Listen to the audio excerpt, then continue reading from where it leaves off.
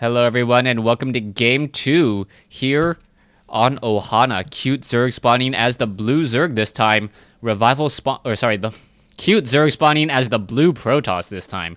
Revival spawning as the red Zerg, ZVP or PVZ depending on how you look at it. As game 1 has come and gone, Revival has taken game 1 and taken a nice 1-0 lead in this series. Now, game 1 really looked like a battle of macroeconomics. Both sides sitting back in their base, trying to maximize on supply. Revival getting up to 200 supply much more quickly. Crashing in on the front door and doing a fair bit of trading against CuteZerg. CuteZerg was able to hold it off, but Revival, behind his 4 bases, soon to be 5 bases, was then able to get into Broodlord Infestor combination, and Broodlord Infestor, as many of you guys know, is oh so good. Revival now slipping up, CuteZerg now slipping into Revival's base, and will we perhaps see a spawning pool first once again coming out from Revival? Probe just doing a little bit of mining here, making sure to disrupt the mining patterns. Always nice trick when a probe is able to make it so that a drone cannot mine at a particular mineral patch. And this is some really effective harassment at the high level of play. This one probe cannot harvest minerals, obviously, so all it can really do is try and disrupt so that his opponent is perhaps down. We're going to see this drone now do a bit of scouting. This probe now making its way down over here, as Revival once again quickly makes a quick move into the third base in order to set up that hatchery. So it will be a spawning pool hatch once more. Revival really liking this particular playstyle, going gasless for about the first 6 to 8 minutes. This is a strategy that is still very common in Wings of Liberty, but I do believe that it will be fading in Heart of the Swarm, especially with the addition of the Mothership Core being a very aggressive unit and being able to attack from afar. Queen's the only thing that can really deal with it for Zerg players. And as Zerg player... Oh, good gosh, my eye hurts. Alright, got something scabbing over in my eye. Gonna see the doctor today. Oh, that really hurt.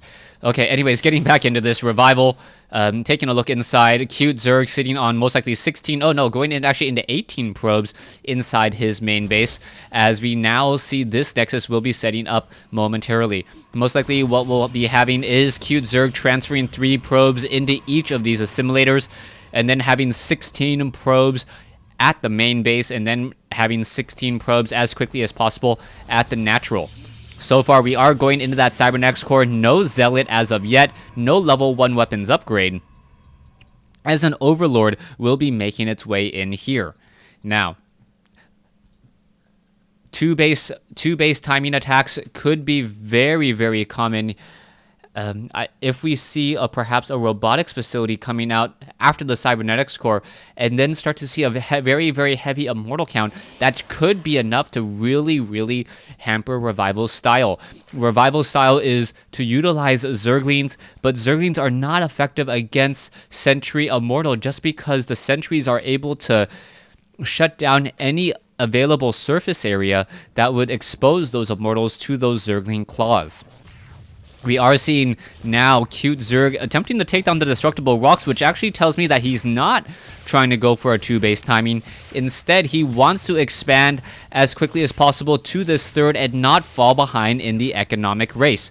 So far, we still have 2 gas up in the main. CuteZerg already transferring probes down here to the natural.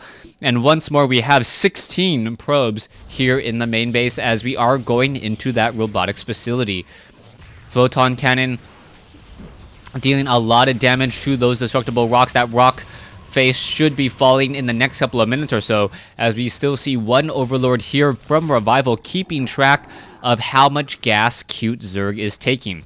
Now, with this additional gas take, we could perhaps see a 2-base timing, or we could see him doing that expansion, only time can tell, as Revival does have a slight economic advantage, 45 compared to 40, but with less diminishing returns since he is running up on 3 bases.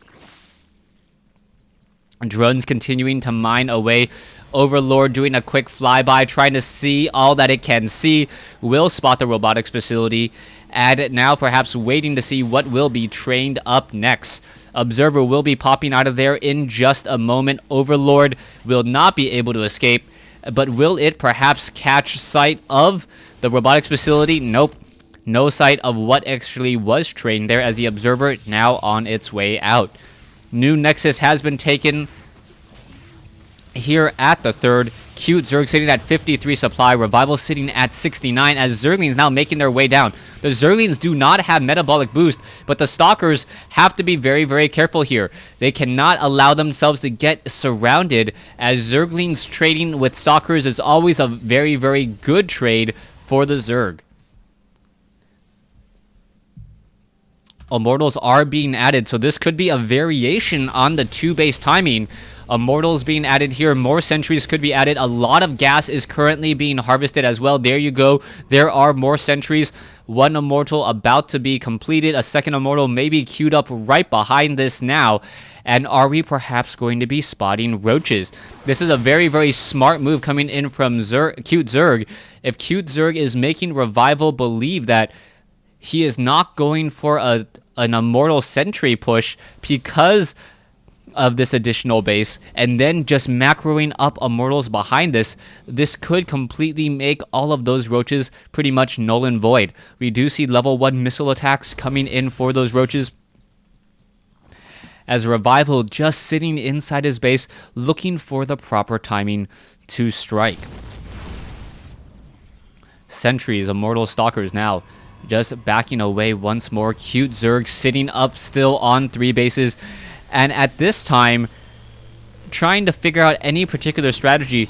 CuteZerg is pretty much looking for a massive battle where he has the upper hand. He is not doing any harassment to really shut down the advantage of Zerg being able to train up so many workers at a time. He does have 1 observer out on the field, and taking a look at the overall resources in terms of the army compositions is still heavily favoring Revival. Revival having about 1,600 more minerals, but still being about down 900 in terms of gas, as the Zerglings are now going to try to make their way in.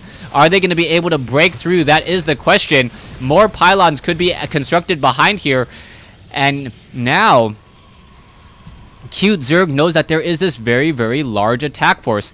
The Immortals are not going to be that effective. Level 1 weapons upgrade. There's some force fields now capturing some of the Zerglings. There's a cancellation as the Zerglings now try to make their way up inside. Will not be able to do so, as Zealot's going to clean up those Zerglings now, as the Photon Cannon there as well. So nice play. And CuteZerg just trading very efficiently, staying inside. All he's lost so far is 1 gateway, and he would gladly trade gateways for 2 to 3 roaches. Alright, now in comes the Doom Drop though. Revival with a whole bunch of Overlords off over here. Does the Observer spot this? Yes, it does. And that is particularly a problem. Immortals, Zealots, Sentries now about to get in position. Where are all of these units traveling to next? And will any of these Overlords get shot down before they are unable to or able to unload all of their precious cargo? Colossus, Dark Shrine, now perhaps going into Archons as well. The Roaches and so many units going to be dropping down here momentarily, as the Zealots will try and engage. Only 1 Photon Cannon here. More Photon Cannons coming in as the Overlords are dropping in. Here we go. Where are all of those units going to be dropping down? Roach is now trying to come in. There are some force fields, and this may actually be a very, very bad drop by Revival. Revival unable to unload because of so many force fields, and now finally able to unload. CuteZerg fighting back here. Stalkers are engaging. Photon Cannons are falling, but Revival still has a fair number of units sitting inside the bellies of those Overlords. Immortals now able to focus down many of those Roaches. What's going to be happening here? Revival at 152 compared to 93, but that's also because we have 15 Roaches and 16 Zerglings being trained. Let's take a look at the losses. Zerg losing a bit more in that engagement. A 50 supply discrepancy though. Harvester count is 65 to 61. And right now, Revival does not have that many options for a third base. This base should be, or sorry, a fourth base. This base should be taken here in just a moment. Observer still keeping track of that army. There is one Colossus with 2-0 upgrades. Dark Templars will be added as well. No Overseer in the group at all. 16 Overlords able to just drop off so much here in just a second. What will we be having next?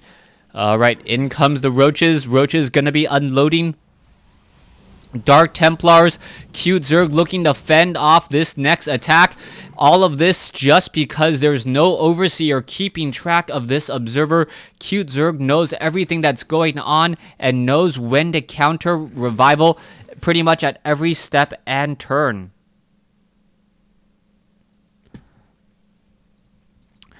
Dark Templar now slipping its way in. Will it be able to get that kill? As we now see the main drop happening. Roaches trying to unload. Dark Templars and Immortals all just cleaning up. Stalkers engaging the Roaches. Colossus now backing away. How much damage is going to be dealt? The Roaches are going to get cleaned up by the sheer mass Immortals of CuteZerg.